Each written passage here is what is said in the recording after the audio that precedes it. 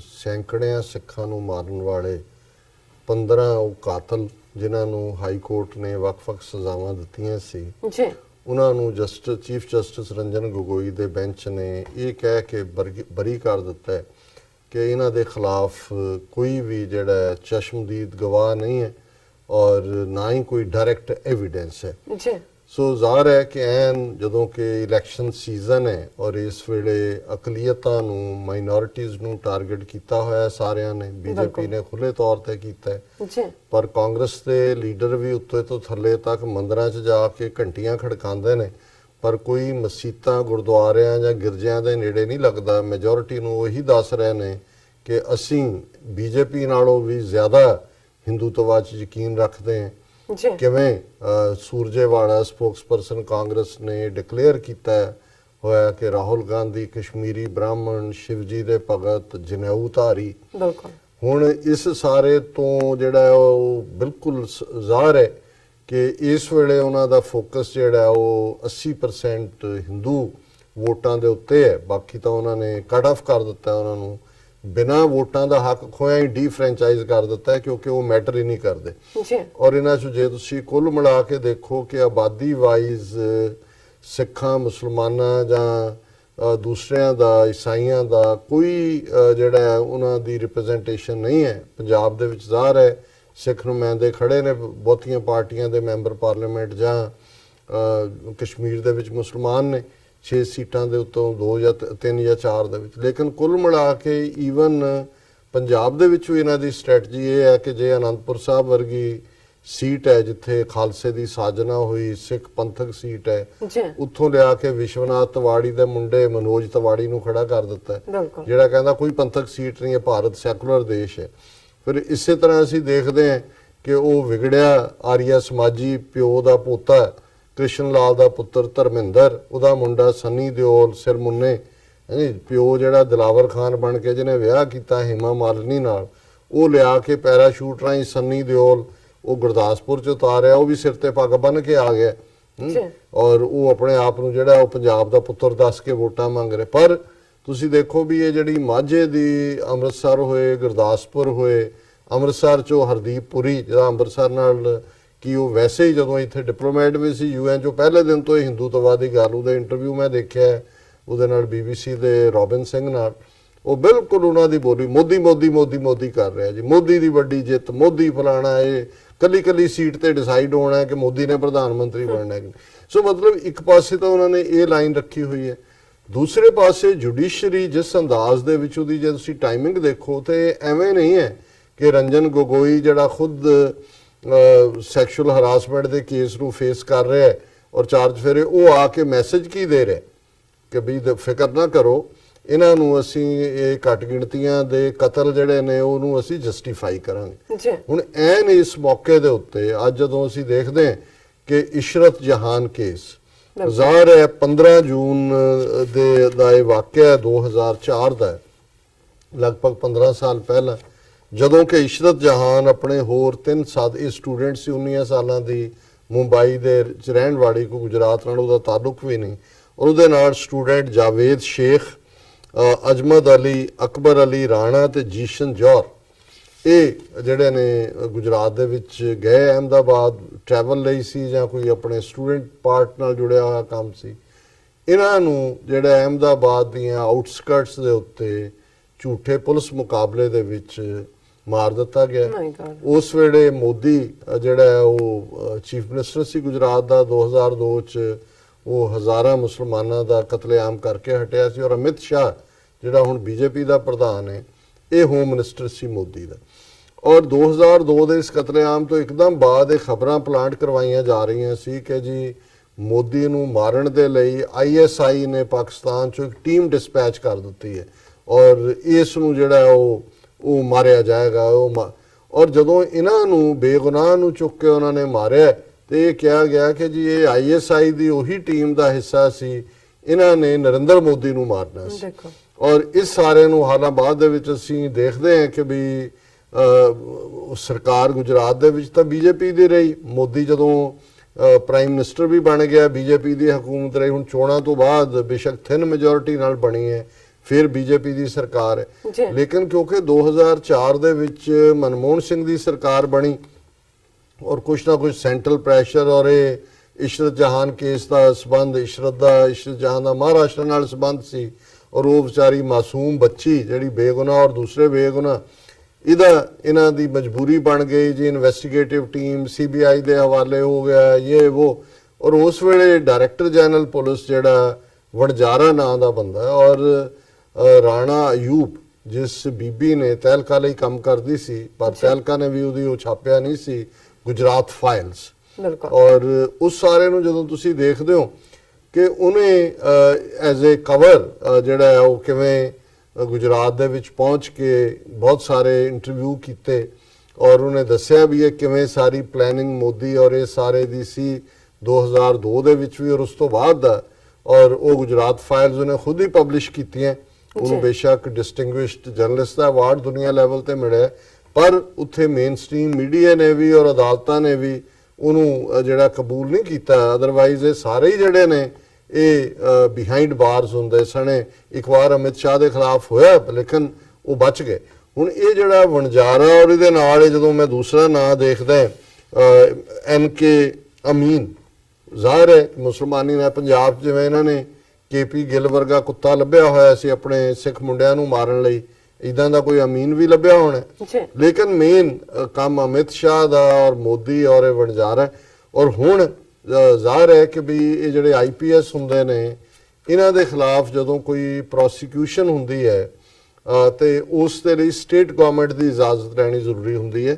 ਇਹ ਭਾਰਤੀ ਕਨਸਟੀਟਿਊਸ਼ਨ ਦਾ ਸੈਕਸ਼ਨ 197 ਹੈ, code of criminal procedure ਦਾ, ਥੱਲੇ ਪਰਮਿਸ਼ਨ ਜ਼ਰੂਰੀ ਹੁੰਦੀ ਹੈ। ਹੁਣ ਇਹਦਾ ਕੇਸ CBI ਸਪੈਸ਼ਲ ਕੋਰਟ ਦੇ ਕੋਲ ਸੀ ਔਰ 2 ਵਾਰ CBI ਸਪੈਸ਼ਲ ਕੋਰਟ ਨੇ ਗੁਜਰਾਤ ਸਰਕਾਰ ਨੂੰ ਕਿਹਾ ਕਿ ਸਾਨੂੰ ਪਰਮਿਸ਼ਨ ਦਿਓ, ਇਹਨੂੰ ਵਣਜਾਰੇ ਨੂੰ ਔਰ ਇਸ NK ਅਮੀਨ ਨੂੰ ਅਸੀਂ ਟਰਾਈ ਕਰਨਾ ਚਾਹੁੰਦੇ ਹਾਂ, ਇਨਫ ਐਵੀਡੈਂਸ ਹੈ। ਲੇਕਿਨ ਗੁਜਰਾਤ ਸਰਕਾਰ ਨੇ ਪਰਮਿਸ਼ਨ ਨਹੀਂ ਦਿੱਤੀ। ਐਂਡ ਐਨ ਇਲੈਕਸ਼ਨ ਜਦੋਂ ਹੁਣ 2-3 ਹੋ ਗਏ ਨੇ ਫੇਜ਼ ਔਰ ਇਨ ਬਿਟਵੀਨ ਆ ਕੇ CBI ਕੋਰਟ ਨੇ ਜਿਹੜੇ ਚਾਰजेस ਵਾਪਸ ਲੈ ਲਏ ਔਰ ਇਹ ਕਾਤਲ ਜਿਹੜੇ ਨੇ ਜਿਵੇਂ ਨਵੰਬਰ 84 ਚ ਹਜ਼ਾਰਾਂ ਸਿੱਖਾਂ ਦੇ ਕਾਤਲ ਉਹ ਤਰਲੋਕਪੁਰੀ ਦੇ ਹੋਣ ਔਰ ਈਵਨ ਸੱਜਣ ਕੁਮਾਰ ਦੇ ਹਵਾਲੇ ਨਾਲ ਵੀ ਉਹਨੂੰ ਉਮਰ ਕੈਦ ਹੋਈ, ਪੁੱਠੀਆਂ ਛਾਲਾਂ ਬੜਾ। ਔਰ ਉਹ ਵੀ ਸੁਪਰੀਮ ਕੋਰਟ ਨੇ ਆਰਗੂਮੈਂਟ ਉਹਦੇ ਕੇਸ 'ਚ ਵੀ ਲੈਣਾ ਹੈ ਕਿ ਜੀ ਨੋ ਡਾਇਰੈਕਟ ਐਵੀਡੈਂਸ, ਨੋ ਆਈ ਵਿਟਨੈਸ, ਵੀ ਆਈ ਵਿਟਨੈਸ ਵਾਲੇ ਉੱਥੇ ਦੇਖ ਰਹੇ ਨੇ ਔਰ ਤੁਹਾਨੂੰ ਉਹ ਰਿਪੋਰਟ ਕਰਨਗੇ ਆ ਕੇ। ਸੋ ਕੁੱਲ ਮਿਲਾ ਕੇ ਜਦੋਂ ਅਸੀਂ ਮੁਸਲਮਾਨਾਂ ਦੇ ਖਿਲਾਫ ਭਾਰਤ ਦੇ ਵਿੱਚ BJP ਵੱਲੋਂ, ਹਿੰਦੂ ਤਵੀਆਂ ਵੱਲੋਂ ਬਣਾਈ ਗਈ ਫਿਜ਼ਾ ਦੇਖਦੇ, ਜਿਵੇਂ ਕੱਲ ਅਸੀਂ ਡਿਸਕਸ ਕੀਤਾ ਸੀ ਕਿ ਸ਼ਿਵ ਸੈਨਾ ਨੇ ਕਿਹਾ ਜੀ ਕਿ ਜੇ ਰਾਵਣ ਦੀ ਸ੍ਰੀਲੰਕਾ ਜਿਹੜੀ ਹੈ ਉਹ ਬੈਨ ਕਰ ਸਕਦੀ ਹੈ ਬੁਰਕੇ ਨੂੰ ਤੇ ਭਗਵਾਨ ਰਾਮ ਦਾ ਭਾਰਤ ਕਿਉਂ ਨਹੀਂ ਕਰ ਸਕਦਾ। ਬਿਲਕੁਲ। ਹੁਣ ਜ਼ਾਹਿਰ ਹੈ ਕਿ ਕਿਵੇਂ ਜਿੱਥੇ ਇੱਕ ਈਵਲ ਮਾਈਂਡ ਸੈਟ ਹੈ, ਅੱਜ ਵੀ 70% ਦੀ ਬੁੱਧਿਸਟ ਮੈਜੋਰਿਟੀ ਇਹਨਾਂ ਦੇ ਲਈ ਰਾਵਣ ਦੀ ਧਰਤੀ ਹੈ। ਬਿਲਕੁਲ। ਔਰ ਇੱਥੇ ਕਤਲੋਗਾਰਦ ਕਰਨ ਵਾਲੇ ਔਰ ਨਸਲਕੁਸ਼ੀ ਕਰਨ ਵਾਲਾ ਭਾਰਤ ਰਾਮ ਦਾ, ਇਹੀ ਸ਼ਾਇਦ ਗਾਂਧੀ ਦਾ ਰਾਮ ਰਾਜ ਸੀ ਜਿਹੜਾ ਸਿੱਖਾਂ ਨੂੰ ਸਮਝ ਨਹੀਂ ਆਇਆ ਜਾਂ ਬਾਕੀਆਂ ਨੂੰ। ਜਦੋਂ ਗਾਂਧੀ ਕਹਿੰਦਾ ਸੀ ਮੈਂ ਰਾਮ ਰਾਜ, ਆਹ ਰਾਮ ਰਾਜ ਸੀ। ਔਰ ਠੀਕ ਹੈ, ਹੁਣ ਹਾਲ ਇਹ ਹੋ ਗਿਆ ਵੀ ਇਸ ਹੱਦ ਤੱਕ ਨਫ਼ਰਤ ਔਰ ਨੈਗੇਟਿਵਿਟੀ ਹੈ। ਜਾਵੇਦ ਅਖਤਰ ਸ਼ਬਾਨਾ ਆਜ਼ਮੀ ਦਾ ਘਰ ਵਾਲਾ ਜਿਹੜਾ ਪੁੱਜ ਕੇ ਪਾਕਿਸਤਾਨ ਦੇ ਅਗੇਂਸਟ ਨਫ਼ਰਤ ਨਾਲ ਭਰਿਆ ਹੁੰਦਾ ਹੈ ਔਰ ਹਮੇਸ਼ਾ ਜੇ ਅਲੀਗੜ੍ਹ ਮੁਸਲਿਮ ਯੂਨੀਵਰਸਿਟੀ ਚੋਂ ਜਿਨ੍ਹਾਂ ਦੀ ਪਿਕਚਰ ਲਾਉਣ ਦੀ ਗੱਲ ਹਿੰਦੂਆਂ ਨੇ ਚੁੱਕੀ ਤੇ ਉਹ ਸਪੋਰਟ ਕਰ ਰਿਹਾ ਸੀ ਜੀ ਕਿ ਇਹ ਜਿਨ੍ਹਾਂ ਕੀ ਪਿਕਚਰ ਯਹਾਂ ਕਿਆ ਕਰ ਰਹੀ। ਹਾਲਾਂ ਉਹ ਫਾਊਂਡਰ ਮੈਂਬਰ ਨੇ, ਉਹਨਾਂ ਨੇ ਆਪਣੀ ਜਾਇਦਾਦ ਦਾ ਇੱਕ ਹਿੱਸਾ ਦਿੱਤਾ ਹੋਇਆ ਹੈ ਅਲੀਗੜ੍ਹ ਮੁਸਲਿਮ ਯੂਨੀਵਰਸਿਟੀ ਨੂੰ ਪੱਕੇ ਤੌਰ ਦੇ ਉੱਤੇ ਜਿਹੜਾ ਇਹਨਾਂ ਨੂੰ ਮਿਲਿਆ। ਸੋ ਜ਼ਾਹਿਰ ਹੈ ਹੁਣ ਉਹ ਵੀ ਜਿਹੜਾ ਕਿ ਜਾਵੇਦ ਅਖਤਰ ਨੂੰ ਜਦੋਂ ਪੁੱਛਿਆ ਕਿ ਜੀ ਬੁਰਕੇ ਤੇ ਕਹਿੰਦੇ ਜੀ ਸਾਡੇ ਟੱਬਰ 'ਚ ਤਾਂ ਕਦੇ ਕਿਸੇ ਨੇ ਬੁਰਕਾ ਪਾਇਆ ਨਹੀਂ ਜਾਂ ਦੂਜਾ, ਪਰ ਹਾਂ ਜੇ ਬੁਰਕੇ ਤੇ ਪਾਬੰਦੀ ਲਾਣੀ ਹੈ ਤਾਂ ਫਿਰ ਘੂੰਘਟ ਤੇ ਵੀ ਪਾਬੰਦੀ ਲਾਈ ਜਾਏ ਰਾਜਸਥਾਨ 'ਚ, ਕਿਉਂਕਿ ਉਹ ਘੂੰਘਟ ਵੀ ਪੈਰਾਂ ਤੱਕ ਹੀ ਖਿੱਚ ਕੇ ਕੀਤਾ ਹੁੰਦਾ। ਉਹ ਮਤਲਬ ਹੁਣ ਇਹ ਉਹਦਾ ਕਮੈਂਟ ਜਿਹੜਾ ਹੈ ਉਹ ਪੋਜ਼ਿਟਿਵ ਹੈ, ਹਾਲਾਂਕਿ ਜਿਹਨੂੰ ਕਹਿੰਦੇ ਨੇ ਕਿ ਵੀ ਉਸ ਫਰਸਟ੍ਰੇਸ਼ਨ 'ਚੋਂ ਨਿਕਲਿਆ।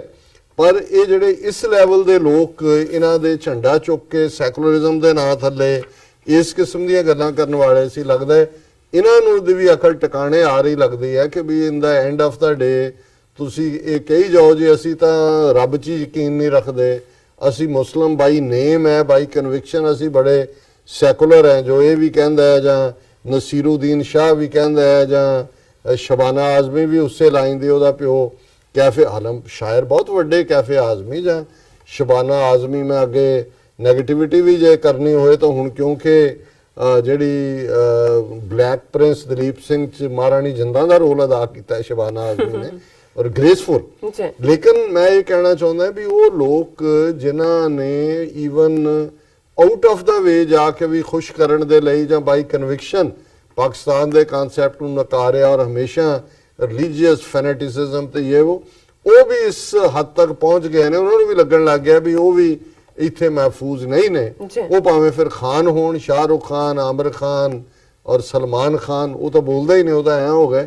ਮੈਂ ਕਿਹਾ ਵੀ ਕਾਹਦੇ ਖਾਨ ਨੇ? ਖਾਨ ਦਾ ਤਾਂ ਮਤਲਬ ਇੱਕ ਜ਼ਮਾਨੇ 'ਚ ਪੰਜਾਬ 'ਚ ਇਹ ਹੁੰਦਾ ਸੀ ਕਿ ਜੀ ਕੋਈ ਕਿਸੇ ਨੂੰ ਜੇ ਰੋਪ ਪਾ ਰਿਹਾ ਉਹਨੂੰ ਕਹਿੰਦਾ ਤੂੰ ਕਿਹੜਾ ਖਾਨ ਲੱਗਾ, ਤੇ ਇਹ ਜਿਹੜੇ ਵਿਚਾਰੇ ਖਾਨ ਨੇ ਉਹੀ ਵੀ ਜਿਬਲੀ ਬਣਾਤੇ। ਇਹ ਹੈ ਜਿਹੜੀ ਹਕੂਮਤੀ ਰੋਲ ਹੁੰਦਾ ਹੈ ਜਾਂ ਜਿਨ੍ਹਾਂ ਦੇ ਹੱਥ ਪਾਵਰ ਹੁੰਦੀ ਹੈ, ਉਹਦੇ 'ਚ ਕਿਵੇਂ ਜਿਹੜੇ ਨੇ ਸ਼ੇਰ ਜਿਹੜੇ ਨੇ ਸਿੰਘ ਬਲਾਈ ਹੋਏ ਗਏ, ਉਹ ਜਿਹੜਾ ਸ਼ੇਰ ਹੈ ਉਹ ਬਿੱਲੀ ਬਣ ਜਾਂਦਾ। ਹੁਣ ਕਹੀ ਜਾਓ ਮਾਸੀ ਹੈ, ਪਰ ਹੁਣ ਉਹ ਸ਼ੇਰ ਤੇ ਬਿੱਲੀ 'ਚ ਤਾਂ ਫਰਕ ਹੈ ਨਾ। ਔਰ ਇਹੀ ਹਾਲ, ਔਰ ਮੈਂ ਨਾਲ ਦੀ ਨਾਲ ਦੇਖ ਰਿਹਾ ਕਿ ਕਿਵੇਂ ਜਿਸ ਜੰਮੂ ਕਸ਼ਮੀਰ ਦੀ ਐਕਸੈਸ਼ਨ ਡਾਕੂਮੈਂਟ ਨੂੰ ਲੈ ਕੇ ਦੁਨੀਆ 'ਚ ਢੰਡੋਰਾ ਪਿੱਟਦੇ ਨੇ ਕਿ ਜੀ ਹਰੀ ਸਿੰਘ ਨੇ ਐਕਸੀਡ ਕੀਤਾ ਇੰਡੀਆ ਨੂੰ। ਜ਼ਾਹਰ ਹੈ ਉਸ ਐਕਸੈਸ਼ਨ ਡਾਕੂਮੈਂਟ 'ਚ ਆਰਟੀਕਲ 370 ਵੀ ਸੀ, ਆਰਟੀਕਲ 35A ਵੀ ਉਹਦੇ ਚੋਂ ਹੀ ਨਿਕਲਿਆ ਐਕਸੈਸ਼ਨ ਚੋਂ।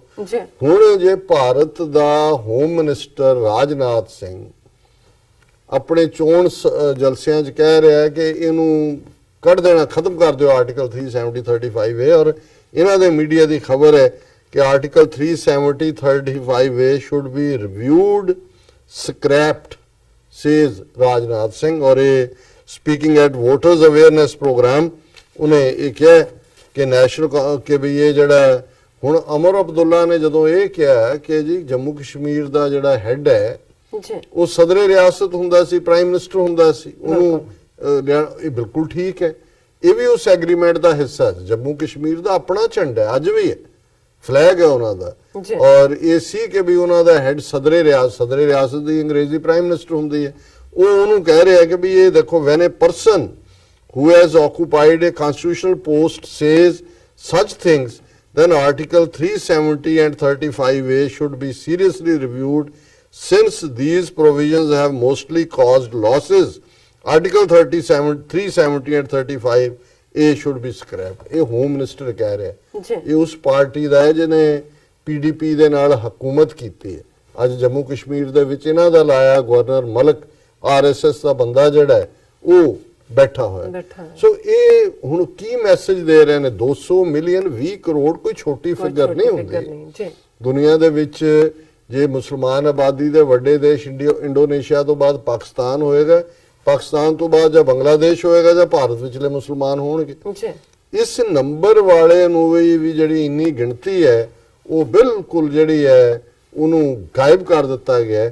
ਸੋ ਅਸੀਂ ਸਮਝਦੇ ਹਾਂ ਵੀ ਇਹ ਕੇਸ ਇਸ਼ਰਤ ਜਹਾਂ ਦਾ ਹੋਏ, ਕਸ਼ਮੀਰ 'ਚ 370 35A ਸਕ੍ਰੈਪ ਕਰਨ ਦੀ ਲਾਈਨ ਹੋਏ, ਔਰ ਇਸ ਸਾਰੇ ਦੇ ਨਾਲ ਜੁੜਿਆ ਹੋਇਆ ਇਹਨਾਂ ਦਾ ਟੋਟਲ ਵਰਤਾਰਾ ਹੋਏ। ਕੋਈ ਬੁਰਕੇ ਤੇ ਬੈਨ ਦੀ ਮੰਗ ਹੈ, ਕੋਈ ਟ੍ਰਿਪਲ ਤਲਾਕ ਦੇ ਨਾਂ ਥੱਲੇ ਦੂਜਾ ਹੈ, ਕੋਈ ਮੁਸਲਿਮ ਪਰਸਨਲ ਲਾਅ ਖਤਮ ਕਰਨ ਨੂੰ ਕਹਿ ਰਿਹਾ ਹੈ। ਔਰ ਇਹਦੇ 'ਚ ਕੋਈ ਸ਼ੱਕ ਨਹੀਂ ਹੈ ਕਿ ਉਹਨਾਂ ਨੇ ਹਾਲਤ ਉਹ ਬਣਾ ਦੇਣੀ ਹੈ ਮੁਸਲਮਾਨਾਂ ਦੀ ਵੀ, ਸਿੱਖਾਂ ਦੇ ਵੀ, ਈਸਾਈਆਂ ਦੇ ਵੀ, ਜੋ ਅੱਜ ਅਸੀਂ ਇਜ਼ਰਾਈਲ ਦੇ ਨਕਸ਼ੇ ਦੇ ਵਿੱਚ ਅਰਬਾਂ ਦੀ ਦੇਖਦੇ ਜਿਹੜੇ ਉਹਨਾਂ ਦੇ ਸਿਟੀਜ਼ਨ ਨੇ, ਉਹਨਾਂ ਦੀਆਂ ਜਿਹੜੀਆਂ ਆਕੂਪਾਈਡ ਟੈਰੀਟਰੀਜ਼ ਨੇ, ਗਾਜ਼ਾ ਸਟ੍ਰਿਪ ਔਰ ਵੈਸਟ ਬੈਂਕ, ਉਹਦੇ 'ਚ ਫਲਸਤੀਨੀਆਂ ਦਾ ਹਾਲ ਦੇਖਦੇ, ਜਾਂ ਜੇ ਯੂਰਪ ਦੀਆਂ ਕੰਟਰੀ 'ਚ ਅੱਜ ਵੀ ਜਿਪਸੀਆਂ ਦਾ ਹਾਲ ਦੇਖ ਲਓ, ਕਿੰਨੀ ਵੱਡੀ ਗਿਣਤੀ ਹੈ। ਰੋਮਾਨੀਆ ਦੇ ਵਿੱਚ ਕਿੰਨੀ ਵੱਡੀ ਉਹ ਪਰਸੈਂਟੇਜ ਨੇ, ਲੇਕਿਨ ਉਹ ਖਾਨਾ ਬਦੋਸ਼ ਤੇ ਚੋਰ ਤੇ ਇਸ ਕਿਸਮ ਦੇ ਲਕਬਾਂ ਦੇ ਨਾਲ ਹੀ ਜਾਣੇ ਜਾਂਦੇ ਨੇ, ਉਹਨਾਂ ਦੇ ਲਈ ਕੁਝ ਨਹੀਂ ਹੈ। ਇਹੀ ਹਾਲ ਇਸ ਹਿੰਦੂ ਨੇਸ਼ਨ ਦੇ ਵਿੱਚ ਅਕਲੀਅਤਾਂ ਦਾ, ਮਾਈਨੋਰਿਟੀਜ਼ ਦਾ ਹੋਣਾ। ਜੀ ਡਾਕਟਰ ਸਾਹਿਬ, ਵੈਰੀ ਬੈਡ। ਇੱਥੇ ਲੈਣੇ ਬ੍ਰੇਕ ਤੋਂ ਪਹਿਲਾਂ ਅਸੀਂ ਆਪਣੇ ਦਰਸ਼ਕਾਂ ਤੇ ਸਰੋਤਿਆਂ ਨੂੰ ਅਪੀਲ ਤੇ ਬੇਨਤੀ ਕਰਦੀ ਹੈ, ਵੀਅਰਸ, ਜਿਸ ਤਰ੍ਹਾਂ ਕਿ ਤੁਸੀਂ ਜਾਣਦੇ ਹੋ ਕਿ TV 84 ਮਨੁੱਖੀ ਹੱਕਾਂ ਦਾ ਪਹਿਰੇਦਾਰ ਹੈ, ਟੀਵੀ 84 ਸਿੱਖਾਂ, ਕਸ਼ਮੀਰੀਆਂ ਅਤੇ ਭਾਰਤੀਆਂ ਨੌਰਥ ਈਸਟ ਸਟੇਟਾਂ ਦੇ ਲੋਕਾਂ ਦੇ ਸਵੈਲੇਲੇ ਦੇ ਹੱਕਾਂ ਦਾ ਹਾਮੀ ਹੈ। ਅਸੀਂ ਚਾਹਾਂਗੇ ਕਿ ਤੁਸੀਂ ਟੀਵੀ 84 ਦੀ ਵੱਧ ਤੋਂ ਵੱਧ ਮਾਈਕ ਸਹਾਇਤਾ ਕਰੋ। ਤੁਸੀਂ ਆਪਣੀ ਮਾਈਕ ਸਹਾਇਤਾ ਸਾਡੀ ਵੈਬਸਾਈਟ tv84.tv ਤੇ ਜਾ ਕੇ ਪੇਪਲ ਦੀ ਵਰਤੋਂ ਕਰਕੇ ਵਨ ਟਾਈਮ ਡੋਨੇਟ ਕਰ ਸਕਦੇ ਹੋ, ਮੰਥਲੀ ਡੋਨੇਟ ਵੀ ਕਰ ਸਕਦੇ ਹੋ। ਤੁਸੀਂ ਟੀਵੀ 84 ਦੇ ਨਾਮ ਤੇ ਚੈੱਕ ਬਣਾ ਕੇ ਸਾਨੂੰ ਮੇਲ ਵੀ ਕਰ ਸਕਦੇ ਹੋ। ਸਾਡੇ ਇਸ ਪਤੇ ਤੇ 36-01 37th ਐਵਨਿਊ, ਲੌਂਗ ਆਈਲੈਂਡ ਸਿਟੀ, ਨਿਊਯਾਰਕ 11101 USA, ਜਾਂ ਫਿਰ ਤੁਸੀਂ ਸਾਨੂੰ ਫੋਨ ਰਾਹੀਂ ਵੀ ਸੰਪਰਕ ਕਰ ਸਕਦੇ ਹੋ ਸਾਡੇ ਫੋਨ ਨੰਬਰ ਤੇ 5164060694। Thank you so much viewers. ਤੁਸੀਂ ਕਿਤੇ ਨਹੀਂ ਜਾਣਾ, ਮਿਲਦੇ ਹਾਂ ਛੋਟੇ ਜਿਹੇ ਬ੍ਰੇਕ ਤੋਂ ਬਾਅਦ।